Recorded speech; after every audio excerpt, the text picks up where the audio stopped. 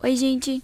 Hoje, no nosso PUC Ensina, vamos falar sobre a história da taxonomia e regras de nomenclatura científica. Essa videoaula é sobre biologia com a temática de taxonomia. É apresentada por mim, Gabriele Luiz Arruda Fontes. Então vamos lá, o que é a taxonomia? Do grego, taxa significa arranjo ou ordem, e nomia significa método. É um ramo da biologia destinado à nomenclatura e descrição dos seres vivos. E qual é o objetivo da taxonomia?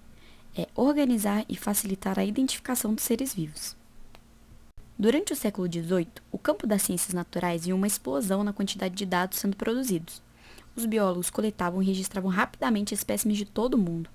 O botânico e médico Carl Linné, que estava recebendo muitos desses espécimes, resolveu então fazer algo para gerenciar esse fluxo incessante de informações. E por isso ele criou o System Nature, que permitia que ele processasse com rapidez e precisão grandes quantidades de dados sobre os seres vivos. Ele foi a primeira pessoa a propor regras para classificar e denominar animais e plantas. Ele usou tabelas para colocar animais ou plantas de aparência semelhante juntos na mesma linha e coluna. Tanto o homem quanto o primata foram colocados na mesma fileira, chamada antropomorfa, que significa semelhante ao homem.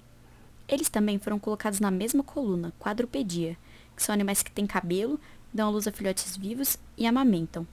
Se alguém tivesse uma descrição detalhada de um animal ou planta, eles poderiam usar essa tabela para classificar esse ser facilmente sem nem precisar ver ele pessoalmente. O reino é a maior unidade usada em classificação biológica. Depois dele, então, temos os filos, as classes, as ordens, as famílias, os gêneros e as espécies. Essas categorias podem ser subdivididas ou agregadas em várias outras menos importantes, como por exemplo subgêneros e as superfamílias. Um sistema de classificação mais recente objetivou compreender 5 reinos. Ele foi proposto por Whittaker, 1969.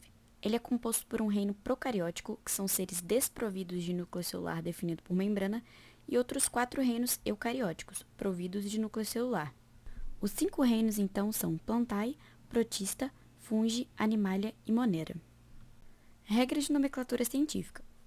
Para nomear os seres, algumas regrinhas devem ser seguidas.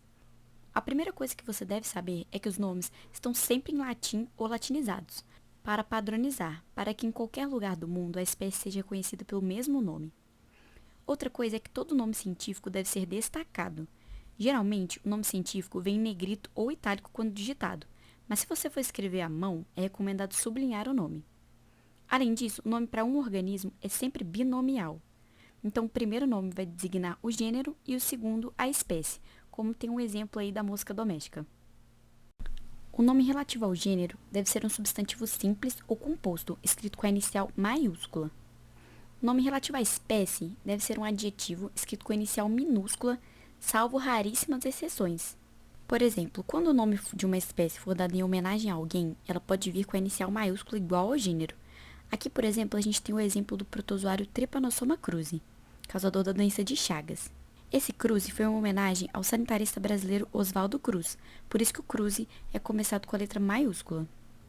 Outra regra é que em trabalhos científicos, artigos, etc., o nome da espécie, sempre que aparecer pela primeira vez no texto, deve vir acompanhado pelo nome do autor que o descreveu pela primeira vez, sem pontuação entre o nome do ser vivo e do autor.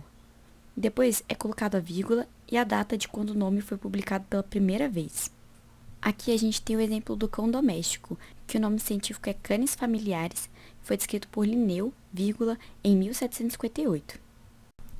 Também temos a lei da prioridade. Essa lei fala que se mais de um autor denominar o mesmo organismo, vai prevalecer o dado pelo autor que o primeiro descreveu.